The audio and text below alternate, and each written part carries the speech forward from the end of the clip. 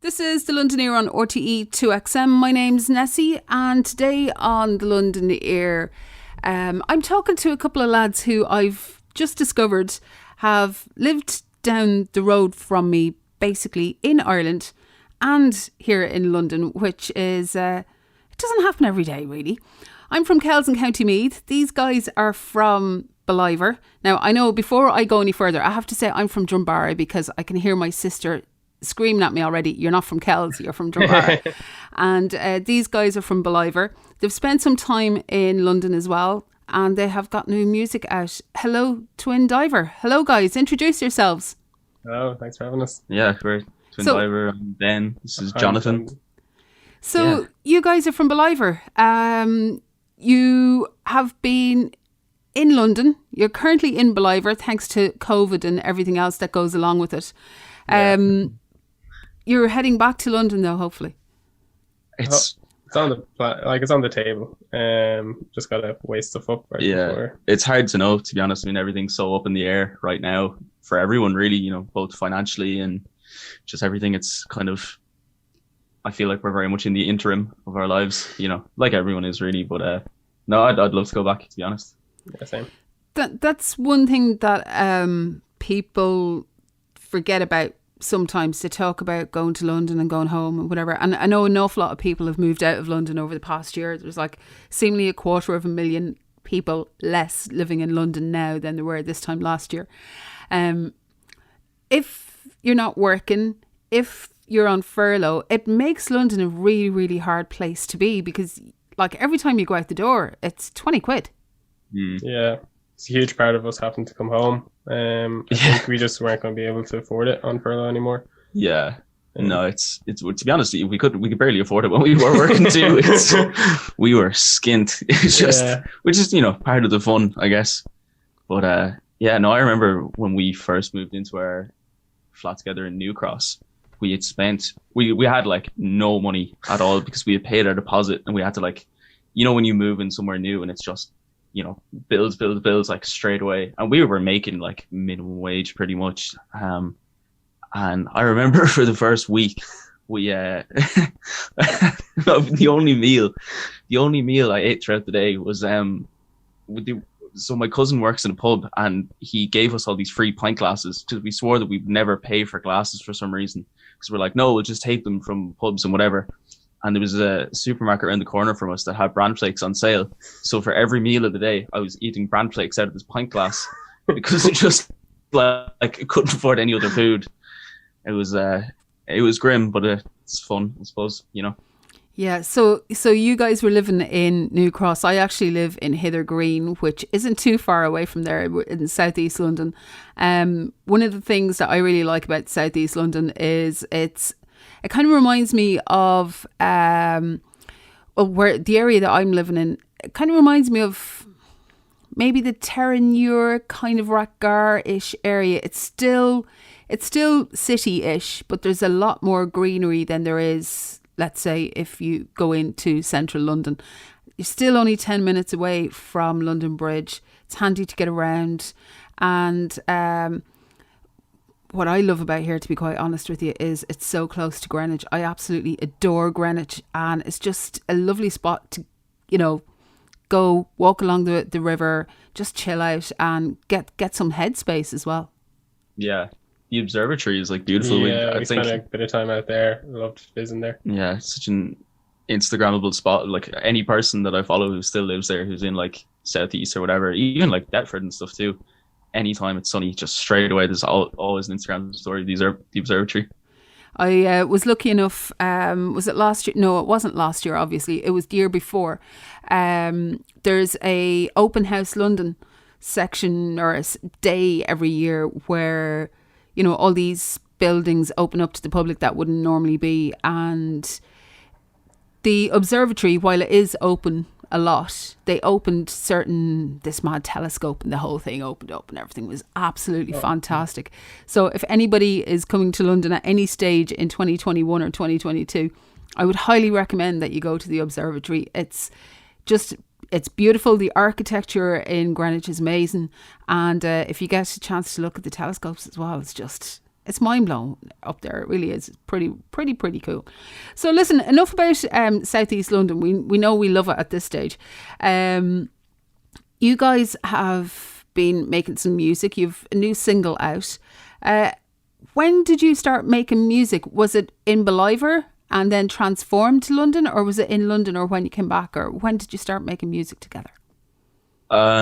We started making music together as Twin Diver at the end of our, like when our last band broke up, pretty much. Jonathan and I formed this kind of in 2019 actually. But that was when it started, but we went through a lot of different iterations of our sound pretty much. Like we released two songs in 2019, but they sound quite different to what we think we sound like now. But I guess, you know, Twin Diver in its current existence started probably about a year ago, when we came back from London. Really, you know, I was just kind of in this room with no job, and well, no one had a job at the time, but yeah, it was nothing to do really other than just kind of write music and stuff. So that was where, you know, as it exists now, that's where it started. So what kind of band were you in before, and how have you guys changed? Our first band, we've been in a few bands throughout our lives. We've been playing together since we were like 14. Yeah, 13, but 14. a lot of that was like cover bands as kids, and then kind of moved into our first proper band, which was the Girl Talk, and that was quite 80s pop influenced, I guess. A lot more synths to it. We had like a sax player in that band, and it was fun. A lot of fun times in that. We had a bit of success, especially online. And then where we've come to now, I think it's just been, that was like working with 4 people, which was great, and they're all really good friends of ours, but there's constant compromise. But I think with me and Ben, it's never really a thing of compromise. We just have the same mindset when it comes to like tastes and writing and what sounds we want to make, and kind of more obscure sounds, I guess, than like charity pop. So yeah, when we started this, it was a bit more, I guess, how would you call it? New wave, like underground new wave kind of, like, yeah, I don't know, synth poppy sounds. We were listening to a lot of kind of like Boy Harsher, Crystal Castles, that kind of stuff. That kind of vibe, yeah. MGNT, their latest album. Yeah, I don't know. We were trying to go for that, and I guess we were just trying out new stuff, really. Yeah. But it turns out making music with a lot of synthesizers is really expensive, and we couldn't afford it. So it's also a live thing. It's a lot harder, especially with 2 people. Yeah. I mean, watching bands like The Blaze and stuff, I'm like, fair play to you lads. Like, that's such a hard thing to get your head around. But you can make it work, I'm for sure. But I think some parts out of necessity, but also out of, I think, just our taste changing. We've gotten into this heavier sound we're in now, this kind of post-punk thing, which is something we've always been influenced in, just not particularly something we've spent a lot of time writing on. But I think it's where we find we're flourishing and like getting a lot more ideas out of it, and I guess feel more comfortable in this genre. I think London as well came home with a lot of angst of like working a hard year to get there, and then not exactly blown up in our face, it's COVID, everyone's dealing with it, but a bit disheartened by it all. And as well, I think bands we were hanging out with there and influenced by as well had a lot to do with it. So when we came home, it was just what was coming out of us. Yeah, pretty much. What kind of bands were you hanging out with here, or who were you hanging out with? What kind of places influenced that sound? Is this the new London sound? Is that what we're going to call it? I guess. I don't know. We heard a lot of different stuff. Yeah, we got into rough trade a lot by saying we were Irish tourists and we were only here for one weekend, and they led us into little shows that were going on and stuff. Yeah. Met some interesting people there. Rough trade was fun. Rough trade is sick. What's the club in? There was Shackle Alarms. Yeah, Shackleton. Yeah. Yeah, that was cool. I end up befriending Merman, which are a really good band from London, 3-piece. And the singer of that band, David, used to work in Heaven and got me in. I was shadowing the main booker there. So when I started shadowing there, it was like, I could get you guys on guest lists for shows all the time. And through that, we ended up like hanging out with like Inhaler. We actually had a really fun night. I went to college at the Murder Capital, and they were in at the Inhaler show. So they were like, oh, come to the show tomorrow. That was in Camden. It was Electric Ballroom. Yeah, I can't even remember. So after that, there was a party, and it was like Fontaines and stuff. It was just all these Irish bands who we knew and like had played with back in Dublin and stuff, but hadn't seen in a while. I think that night was like Shane were there and stuff, and yeah, we were like got on really well with those guys anyway. So yeah, that was cool. They were bands we've all listened to too, so that was quite influential.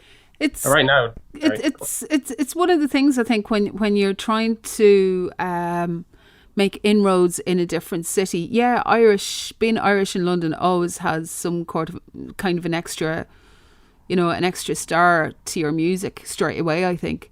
But if you are involved in the music industry in some way and you're trying to get to know, it's really important to get to know the right people.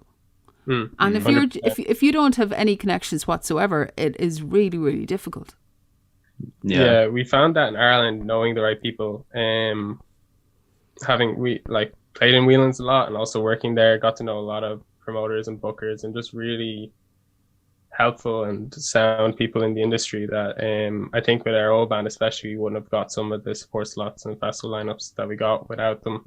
So 100% it's who you know, and I think that was a huge part of like not being confident people, but putting on a front anytime we got to talk to someone in the industry, just to kind of get on their side and see how things work there. Because as soon as you even just knowing that one guy from Heaven did so much for us in terms of like figuring out how the music scene worked out there.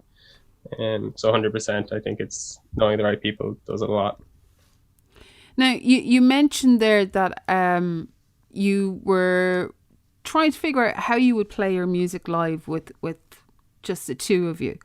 And you did mention synthesizers are really expensive. If you're going with old school retro stuff, they are. Now, thankfully, you can get sample packs and all that kind of thing if you want to do it that way. What potentially would your live setup be right now? We plan to use session players. Originally, we played with a few ideas. There was like a drum pads and loops, and we still. I think a huge part of our sound is the kind of electronic based drum sound, especially when it comes to like cymbals. Yeah, I don't know. I think it was a thing that when we started off this band, one thing that kind of we kept over from trying to be like a synth pop band was the drum machines, because I always really liked them. I don't know why. I think we're big fans of New Order too. I think they kind of had a big influence on us. But another thing as well was like we always noticed with a load of different bands that we were hearing, maybe from like when we were in the Girl Talk and stuff like that, but like ride cymbals would take up, and like crash cymbals as well on a live drum kit would take up so much sonic space, and it would fill up so much of the song. And it was just like every song that we heard, we kept hearing that and we're like, that's so pointless. Why does that exist? And so we just decided that like drum machines take up less space and sound a bit cooler for what we're trying to do. So I think in terms of that live, we have 2 session players lined up, guys. Yeah, we're really close with. But a lot of it drum wise will probably be like triggers or padding on a live sound instead of backing track. Because I think we tried when we got home first, we had a rehearsal space and we tried a few sessions with just like loops and just the 2 of us. But I think us as well as an audience are definitely going to miss the energy that comes from someone behind you in a drum kit. It's just so sporadic and just gives this like I guess oomph to a show, and like this beef behind it. And I think as well as us, but an audience is definitely going to miss that energy. So it's one thing we've taken into account is like I think as well, if you're singing and if you're doing everything else, it kind of helps to have someone else that you can rely on in the band, because the audience interaction and your focus on the audience is going to be lessened slightly, because you have to hit things at certain times and you're going to be concentrating on that as well. So there's going to be that certain, I don't want to call it like a disjointedness, but there's like you can't throw yourself completely into the vibes that you're getting back from the crowd. You have to, you might want to go off on a mad one, but you still have to hit that trigger at the right time. And if you don't, everything goes to kaput. It gives you mad respect for artists like Jack Garrett and stuff when they're up there soloing it and doing these crazy shows. I don't know. I could barely play guitar as it is, so I don't need to play someone else's instrument at the same time too. I have my own struggles. So you guys have released Television. Was it all recorded at home, or how did you go about that? Yeah, it's all recorded in this room here. It's just like a spare room in my parents' house. Shout out to the mom and dad. Yeah, shout out them. Niall and Julie, what's up? Yeah, no, it's I don't know. It's kind of just like a storage room basically, but I've moved a load of stuff around over the past year, and it was all written and recorded here pretty much, and then it was mixed by a producer called Chris Ryan, who we're a really big fan of. He produced stuff for Just Mustard, and we really love their sound and what they've come up with and stuff. So he produced the New Dad music too. Their EP came out yesterday. So we just went with him, and he was really good and really helpful. I think he kind of shaped how it sounded a lot too. He got what we were after. Straight away. He first mentioned Zoom call. We were like, "This is the guy." He just knew exactly what we were going for. He was like, I think he knew what we were trying to go for. Like he had mentioned, like Martin Hannett, who produced kind of stuff that we were into as well. Probably the biggest compliment we've got. Yeah, him comparing us to that. So. Yeah, pretty much. But it was all done here. So what is the next step for you? I know this single is only out, so there's a long road to go with promotion and whatever next. But how far down the road have you been planning, or what have you been doing? Because it's really, it's really difficult right now even to plan a live show. I was watching something. Now, the show is pre-recorded here in every week for the London Air, and I was watching stuff. Today is the 27th of March, so we're still officially in lockdown here in London until Monday. After Monday you can leave the house, but you still can't do lots of stuff. But even at that, there was a report on the TV this morning about a festival that they wanted to take place 4 days after all restrictions are lifted in June, and there's no guarantee that's going to happen. So it's kind of impossible to plan anything like live. But so that means you're relying on the internet and what you've recorded already to ensure that the level of interest in the band doesn't wane until you can get out and do other stuff. So what have you planned for after this? With this single, we have basically planned that we'll have something to post week by week. So next week it's a lyric video. A friend of ours is an animator that she's made, just to keep the, activity alive on socials. But I think we have another single. It's coming out next month. And then we have the works of an EP there, which we were working towards releasing. But I think it is that kind of thing of playing it by ear, because we want to release these two singles, and then we really want to show what we can do live, be that like a live recording in a studio, or we've talked to a lot of promoters, and there's a lot of potential support slots for like shows in Ireland with very suitable bands, but that is all depending. So it's hard to know exactly what to do, but I think just keeping the interest there and keeping it building is the goal. So I think the internet plays like a big role in that too. Like I think, the whole lockdown thing, it's bad now, whatever, but it would have been so much worse like 15 years ago.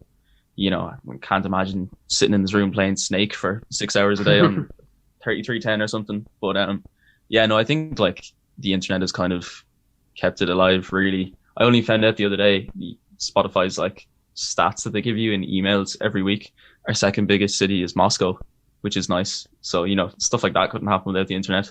I'm trying to learn Russian because of that. So I can say thank you. But it's weird. Excellent. That's fascinating. I think when you guys are sitting in a bedroom in Beliver and then Moscow calls, Yeah, who knows? Secret name for an EP. Yeah. There you go, Moscow calling. Yeah. So if people want to find out about you, find out about your music, what you get up to, where's the best place for them to go? I think Instagrams are most active. Yeah, probably. I think it's a social media thing we find most comfortable. Because it's something you kind of have to. Yeah, it's kind of like a necessary evil, really. The whole social media thing. I kind of try and stay away from it, but you have to, really. It's just kind of unavoidable. But at Twin Diver Band on Instagram, I guess, is like probably the best place. Where does Twin Diver come from, actually? Because I was trying to think about this, and like, okay, it might be a skydiver, but I automatically think like a sub aqua diver, and it was like, is there such a thing as a twin sub aqua diver? This is what I think before I do interviews with bands. Instead of wondering what their music is about, I'm like, I wonder if there's a sub aqua thing.